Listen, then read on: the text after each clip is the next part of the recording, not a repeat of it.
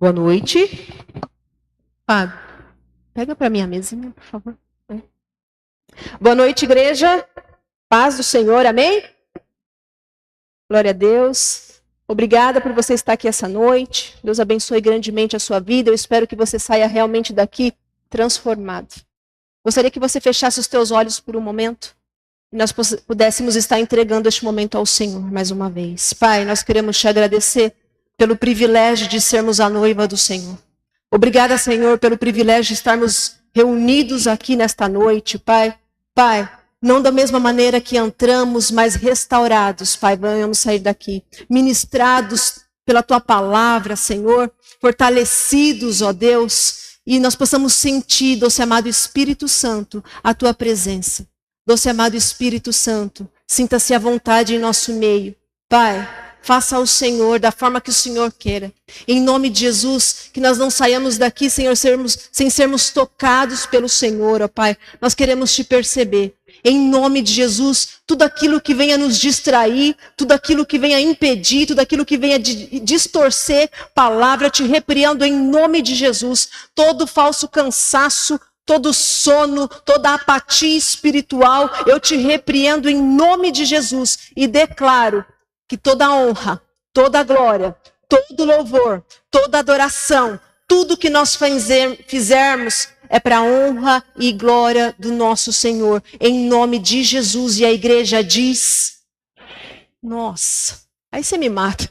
E a igreja diz, amém, glória a Deus. Ô Danto, eu estou estranhando o microfone, eu vou falar sobre crise, eu estou achando que o meu microfone está em crise. Estamos em crise aqui. Tá, senão a gente troca, tá bom? Senão a gente... Ah, tá. Entendi. Viu? Eu tô levando bronca da frente de todo mundo. É assim, gente. Amém, tá certo, né? Ele entende, a gente não entende. Hoje eu gostaria de falar um pouquinho sobre crise. Qual é a sua crise? Antes de eu entrar no texto principal, eu preciso que você entenda ou lembre de algumas coisas. Colossenses 1, 23.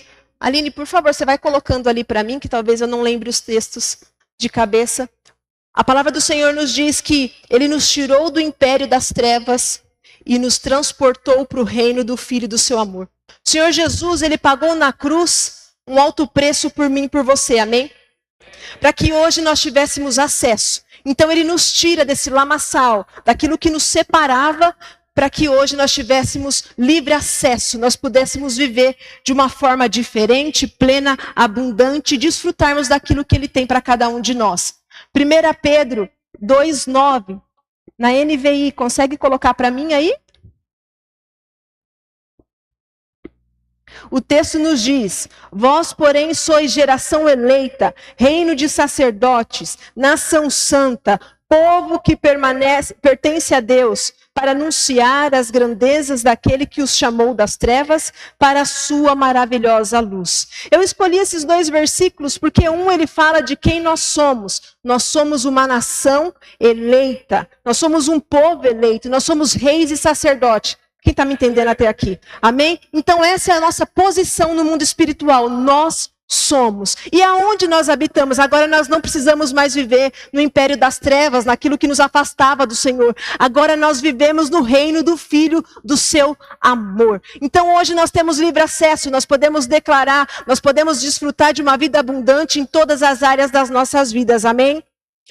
Para você entender ainda mais aonde a pastora quer chegar. Ficou claro isso? Quem nós somos? Somos reis, homens, reis, mulheres, rainhas, né? Nação santa, um povo escolhido do Senhor. E nós habitamos aonde? Não mais no império das trevas, naquilo que nos separava do Senhor, mas no reino do Filho do seu amor. O Senhor Jesus pagou, foi sangue vertido na cruz e hoje nós temos livre acesso ao Pai. Não precisamos colocar alguém para orar por nós, porque o véu se rasgou. Quando você não ora, você pede para alguém orar, é como se você colocasse alguém dentro, costurasse o véu e falasse assim, ó, se vira aí e ora por mim.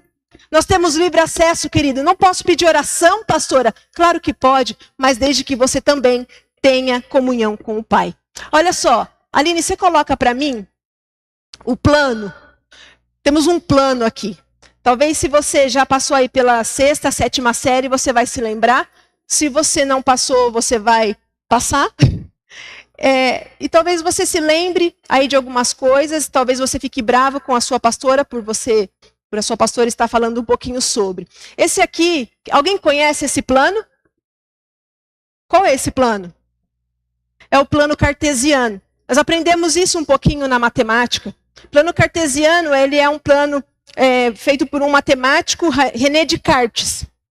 Esse plano, ele nos ensina que tem 2 eixos perpendiculares. O que seria isso? São 2 retas que se cruzam. Então, o que seria? A reta vertical e horizontal. Latitude e longitude. Pastora, está ficando muito complicado isso daí. O que você está querendo falar? Então, para ficar mais simples, é a reta de pé e a deitada. Ficou claro?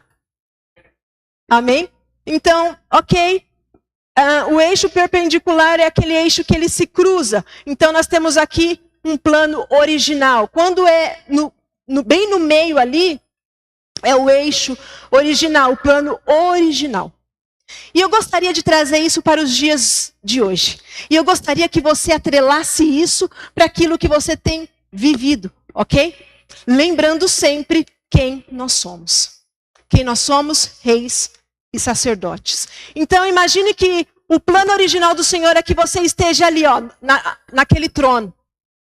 Eu e você estamos ali. Imagine que antes é como nós vivíamos e daqui para frente, ali nos prazeres, é como nós vivemos hoje, desfrutando daquilo que o plano original do Senhor. O plano dele desde sempre, desde a fundação do mundo. O plano original dele é desde sempre, querido, é que nós tenhamos comunhão com ele. Só que o homem falhou. Nós vamos ver a partir do momento que nós confessamos Jesus como Senhor e Salvador. Ok? Ficou claro? Então, o plano original aqui, nós vamos, a partir do momento que eu confesso o Senhor Jesus como meu Senhor e Salvador, a partir do momento que eu entendi isso que a pastora está falando, quem eu sou e aonde eu devo habitar. Está ficando claro? Amém? Alguém está me entendendo? Vocês estão meio assim? Tipo, o que ela está falando? Vai fazer todo sentido, ok? Não me dê muito crédito, porque se você me perguntar algo além disso, eu não sei do plano cartesiano, ok? Amém. Agora abra sua Bíblia comigo, em Juízes 1. A partir do versículo 1. Se você não trouxe ou não quer, acompanhe aqui comigo. Juízes 1, versículo 1.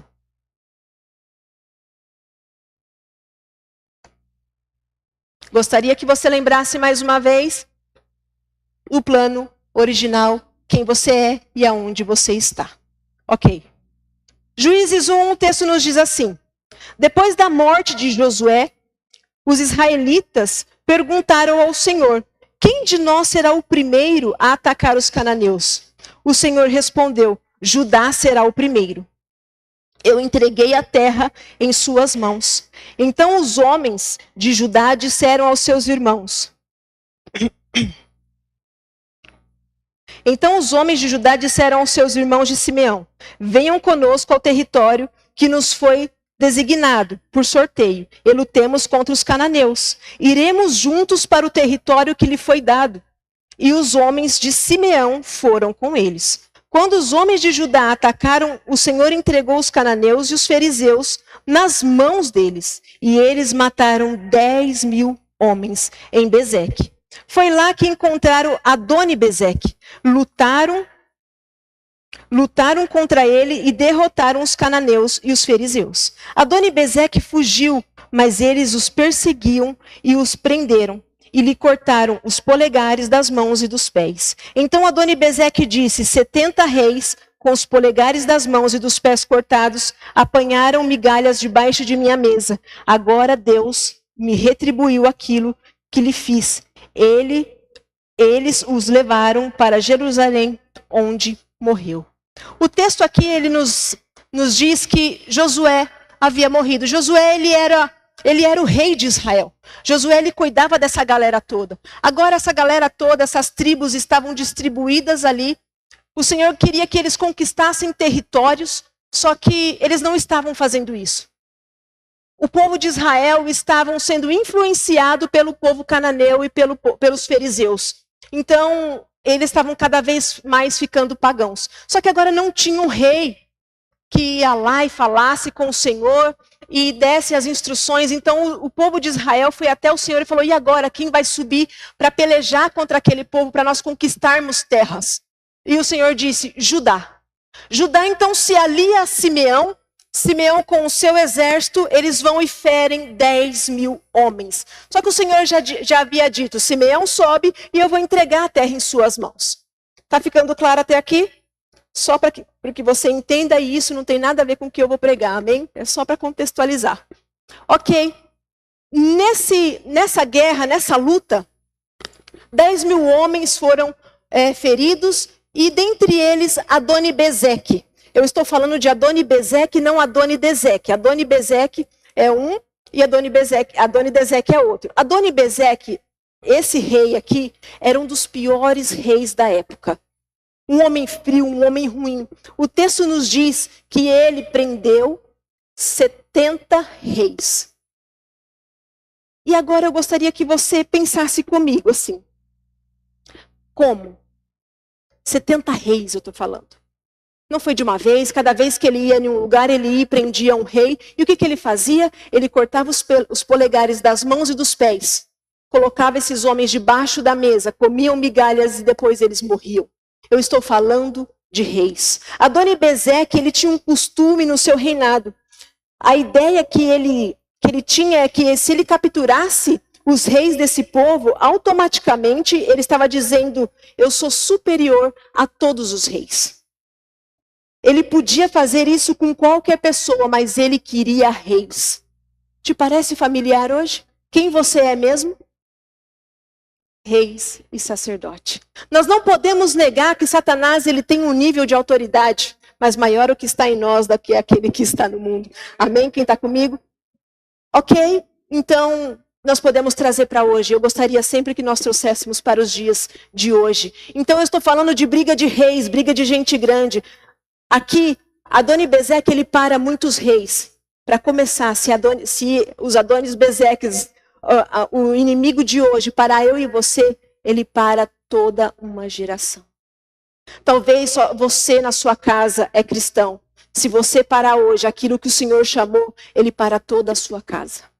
Olha que responsabilidade, eu não estou te trazendo peso. Nós temos responsabilidade como homens e mulheres de Deus, como reis e rainhas, que o Senhor nos chamou. Quem está comigo? Ok? Estamos falando de reis, homens que não se assentavam em qualquer lugar. Um rei, ele se assenta onde? Ele se assenta no trono. Ele não come qualquer coisa. O que leva um homem como esse, um homem que carregava um senhorio, um homem de influência a ser capturado? Como esses reis, 70 reis, foram capturados? Pergunta assim para mim: como, pastora? Baixou a guarda. Aqui eu vou te mostrar um processo.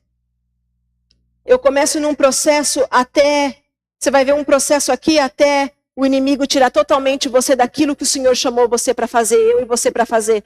A primeira coisa, nós baixamos a guarda. Como que eu baixo a guarda, pastora? Eu já deixo de orar. Eu já não acredito mais naquilo que o Senhor falou que iria fazer para mim.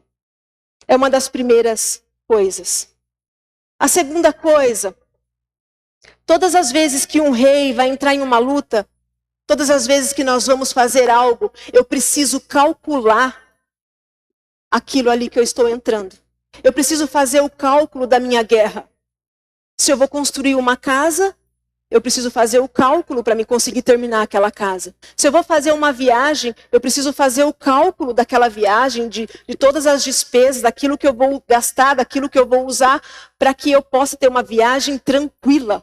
Imagina só, se eu vou e começo a gastar todo o valor, todo o dinheiro, e na hora de ir embora, eu olho para meu marido e digo: não tem dinheiro para ir embora. E aí? Então, começamos nesse processo. Eu tinha um plano original, eu baixei a minha guarda, então agora eu não calculei os custos da minha guerra. Não se calcula custos durante uma batalha. Eu preciso calcular os custos da minha batalha antes. Na hora de uma batalha que eu estou lutando, eu não vou me lembrar, eu não vou conseguir calcular custos da minha guerra. Eu preciso calcular antes. Quem está me entendendo? Todas as vezes que eu entro em uma guerra, eu preciso calcular os custos. Seja qual for, querido, a área que você estiver. Antes de entrar na guerra que eu estou enfrentando, eu preciso entender que eu tenho ferramentas necessárias. Que ferramentas são essas? Eu preciso entender se eu tenho as habilidades necessárias para que eu possa vencer essa guerra. Se eu estou entrando em um casamento, eu preciso ter habilidades, algumas habilidades para eu entender, começar a entender um ao outro. O texto do Senhor nos diz: o meu povo padece por falta de conhecimento. Muitas vezes nós atrelamos somente a palavra, mas eu preciso conhecer o meu marido, eu preciso conhecer um pouquinho, conhecer tudo da palavra, eu preciso conhecer o trabalho que eu estou, eu preciso conhecer. O meu povo padece por falta de conhecimento. Muitas coisas nós olhamos e falamos: nossa, o inimigo está me perseguindo. Às vezes no meu trabalho, talvez você não queira entender, você não calculou os custos, não tem a habilidade necessária para aquele lugar. Faz sentido? Estão dormindo? Tá chato?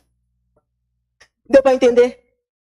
As maiores guerras das nossas vidas não são vencidas no campo de batalha, mas elas são vencidas antes. O texto ali nos diz que Adoni-Bezeque, ele mesmo fala: eu capturei 70 reis, eu tirei os polegares das mãos, dos pés, coloquei eles embaixo da mesa, comeram migalhas e morreram. Olha só.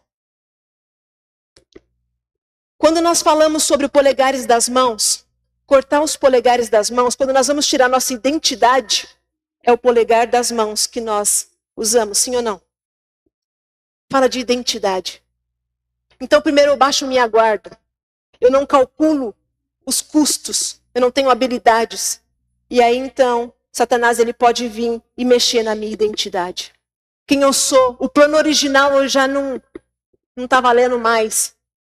Reis, rainhas, não importa quem você era. É isso que ele vai dizer. Não importa onde você se assentava. Não importa o que você governava, o que você liderava. Não importa mais. Agora ele fere a sua identidade. Ele vai em quem você é. Quando um rei, na época ele era ferido na identidade, cortavam-se os polegares, era impossível ele segurar a sua espada. Hoje a nossa espada é a palavra do Senhor. Quando nós estamos com os polegares das mãos feridos, nós não conseguimos segurar a nossa espada. Nós baixamos a guarda e hoje eu não consigo mais segurar aquilo que me defende, aquilo que eu ataco. Talvez se você tentar ir sem segurar o seu celular, talvez você fale assim: pastor, eu consegui. E não é só sobre conseguir por um momento, é sobre permanecer segurando. Muitas vezes eu consigo segurar, mas eu não consigo permanecer segurando. Eu não consigo permanecer em oração. Às vezes nós somos intensos demais em algumas coisas. Eu sou intensa na oração e eu vou, mas espera aí, a minha intensidade até me leva ao secreto, mas eu preciso saber se a minha intensidade, ela vai me deixar permanecer ali no secreto. Não é só sobre ser intenso, é ser permanente. É eu permanecer naquilo que ele me chamou. Amém? O texto também nos diz que Adoni-Bezeque, ele cortava os polegares das mãos e dos pés. Ele cortava os 2 polegares dos pés.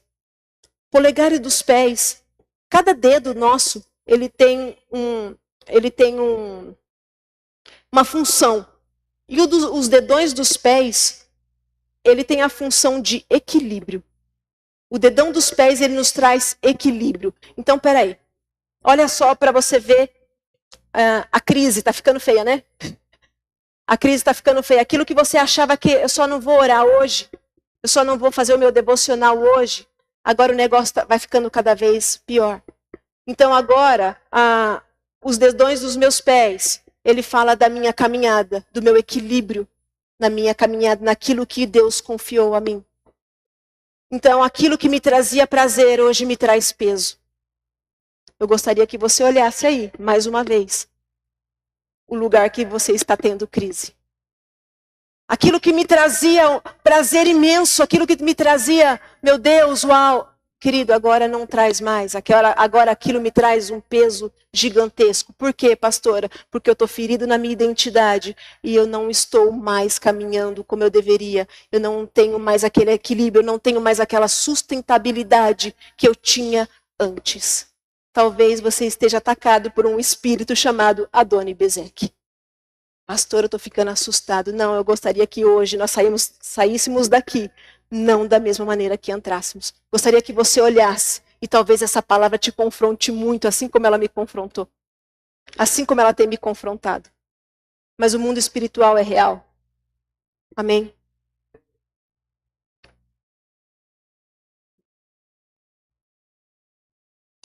O fato é que temos um contraste aqui. Homens e mulheres estavam vivendo a plenitude de Deus. Outra hora, incendiados no projeto de Deus. E hoje eles seguem com os polegares cortados. Hoje eu não consigo orar mais. Hoje eu não consigo mais ter uma vida de oração. Não consigo mais ter uma vida de devocional. Eu não caminho mais porque eu me canso. Pastor, eu vou e me decepciono logo. E o próximo passo é estar debaixo de uma mesa. O que é isso, pastora? Agora não caminho mais com dor, porque ainda se eu caminhasse com dor, estava bom. Aqui o texto nos diz que ele levava aqueles reis, eu estou falando de reis e rainhas, para debaixo de uma mesa e comia migalhas. Mas como assim, pastora? Querido, o que seria isso, comer migalha? Reis e sacerdotes debaixo de uma mesa. Peraí, eu estou falando de homens que se assentam no trono, que tem o melhor dessa terra, aquilo que foi conquistado para mim e para você. Homens e mulheres que têm projetos, que têm planos, palavras proféticas e hoje encontram-se debaixo de uma mesa parados, comendo migalhas. Mas por quê, pastora? Você sabe o que quer dizer? O nosso inimigo, ele quer te manter vivo e não nutrido. A palavra do Senhor, ela nos nutre. Então eu começo a me acostumar naquele ciclo vicioso, então eu vou comendo aquilo ali que é me oferecido. E tá bom demais, pastora.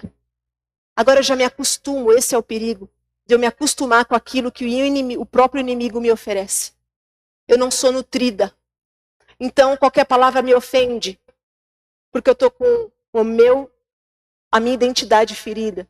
Eu começo as coisas e não termino. Olha só, a identidade ferida. Quando a gente começa coisas. Eu não estou falando de uma coisa ou outra. Eu estou falando de tudo que começa, não termina. Isso é identidade ferida. Isso é uma síndrome de Adoni-Bezek nos dias de hoje. Isso é um perigo. A maior crise hoje é a crise da identidade. Homens e mulheres com potencial incrível, mas não têm mais dedões dos pés e nem das mãos. Uma crise de identidade, ela não alcança o destino profético que Deus tem para cada uma delas. Já nem acredita mais no destino profético. Eu já não estou nem mais aí, pastor, no destino profético. Consegue ver? Mas talvez hoje você não está nesse nível de ter parado e estar comendo migalhas daquilo que o inimigo quer que a gente faça. Nós paramos e comemos migalhas. Talvez feriram você na identidade, ou talvez você simplesmente baixou a guarda. Eu estou te mostrando o processo, qual é o fim disso tudo. Isso é perigoso. O texto nos mostra que o final de tudo isso, depois que um rei, ele baixa a guarda, ele ficou ali embaixo da mesa, sem estar nutrido. Nós precisamos de nutrientes. O corpo físico, ele precisa, o nosso espírito, ele precisa ser nutrido sempre, constantemente, porque senão nós vamos morrer espiritualmente. Nós vamos morrer fisicamente. Fica sem nutrientes para você ver e vai ao médico. O próximo passo é a morte. Só que eu não quero, querido, que nós venhamos terminar assim. Volta lá para mim, por favor, no plano.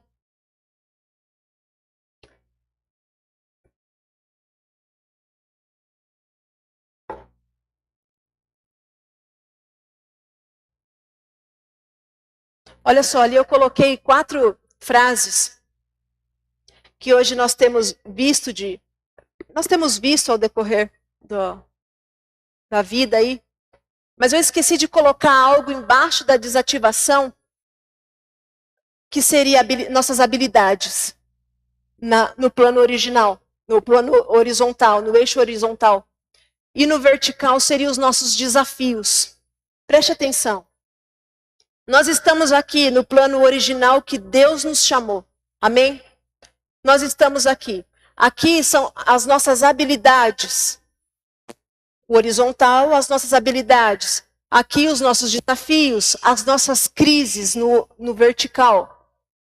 Se eu tenho um desafio muito grande, mas eu tenho pouca habilidade, querido, eu vou me cansar logo. Eu vou me entristecer logo. Precisa ser proporcional ao tamanho da minha luta. Quem consegue me entender? Ô Dan, não tenho... Você pega, por favor? Então aqui eu tenho horizontal, vertical, aliás, as minhas lutas, as minhas crises. Horizontal, as minhas habilidades. Qual que é a sua crise?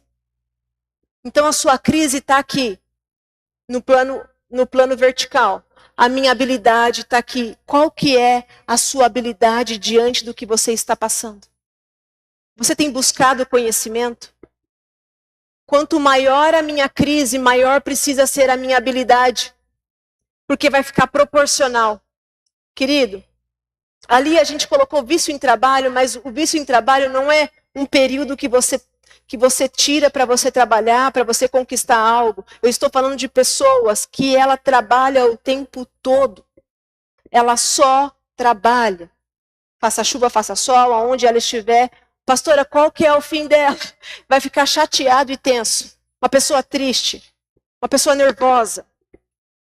Mas, ok, então eu não posso trabalhar? Pode sim. Mas qual é a sua habilidade? O que você faz? Quem está conseguindo me entender?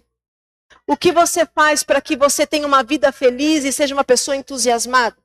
Eu posso trabalhar muito por muito tempo? Posso. Mas qual é a sua habilidade? Isso precisa ser proporcional àquilo que eu faço. Crise todo mundo vai ter. Só que se a minha crise ela é pequena e a minha habilidade é grande, naquilo que ela se torna fácil para mim. Eu tenho vícios no trabalho, eu tenho tédio, cansaço, tristeza, chateamento, estou tenso. Mas, querido, o pior deles, contudo, é a pessoa satisfeita. Ué, como assim? É aquela pessoa mediana. Você sabe o que significa ser mediano? Ser medíocre. Tá bom. Ah, isso aqui tá bom.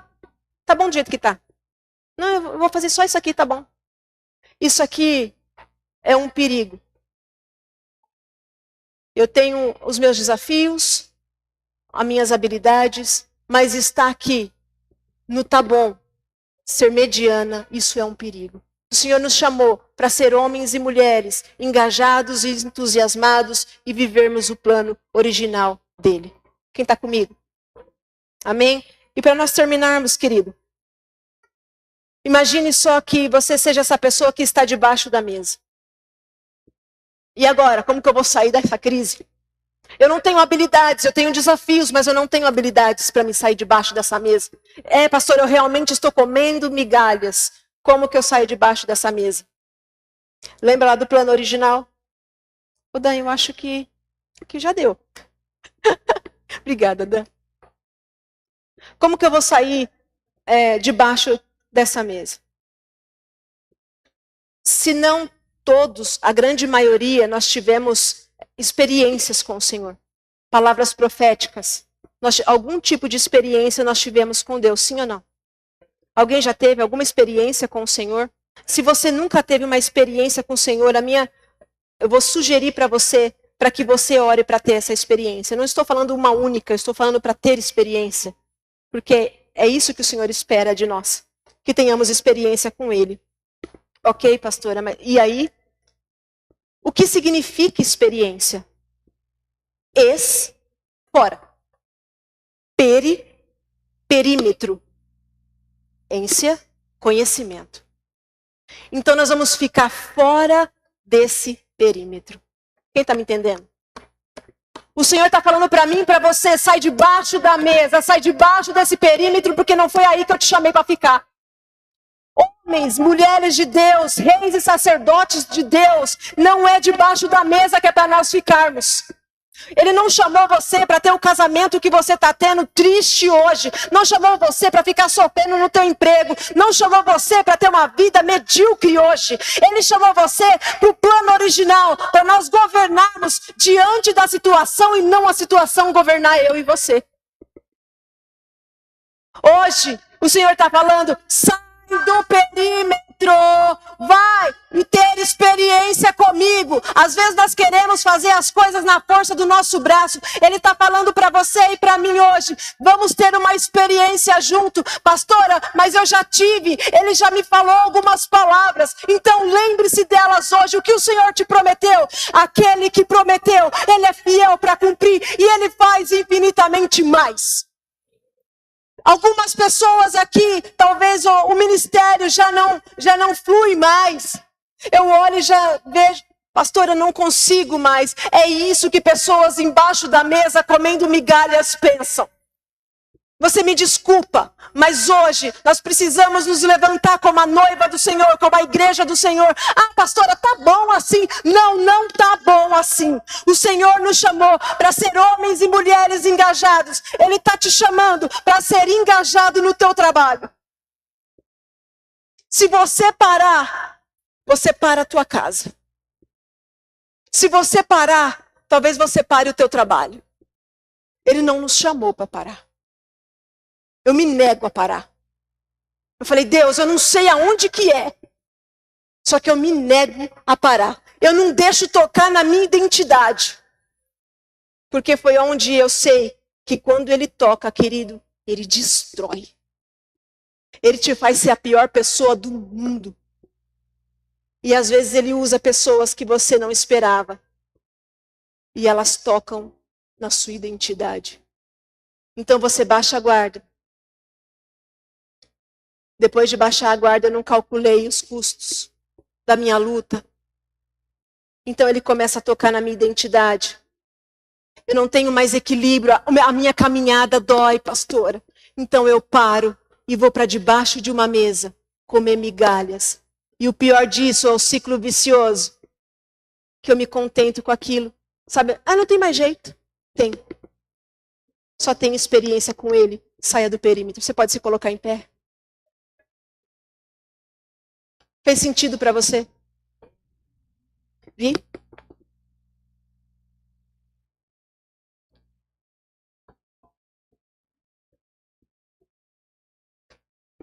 Querido, uma pessoa que ela realmente sabe quem ela é, pode falar o que for, ela não deixa que toque na identidade dela. Nada afasta ela do ministério dela, do propósito que ela tem. E uma das coisas que a psicanálise diz, a sua dor está relacionada ao seu propósito. Sabe aquilo que você olha e você fica inconformado? Você fala, meu Deus, mas por que ela é assim? Talvez no seu casamento, talvez no seu ministério, e você fica inconformado com aquela situação. A sua dor está relacionada ao seu propósito. É como se Deus hoje estivesse gritando para você e falando assim, ei, sai do perímetro, eu estou te mostrando que essa dor aí que você está passando é para você viver o seu propósito. Talvez muitos de nós hoje temos um tipo de dor. Seja a área que for. Sai do perímetro. Deus está chamando eu e você para viver o plano original dele e sermos homens e mulheres engajados naquilo que ele nos chamou. Quem está comigo? Amém? Gostaria que você fechasse os teus olhos. E você mostrasse ao Senhor, você pedisse ao Senhor que tivesse uma experiência. E que as palavras proféticas venham à tona na sua cabeça. Que o Senhor venha falar com você. Se você está decepcionado com alguma coisa, o Senhor está falando, ei, eu permiti Porque está relacionado ao seu propósito. Porque se você não passa por isso, você não vai entender o que eu tenho para você.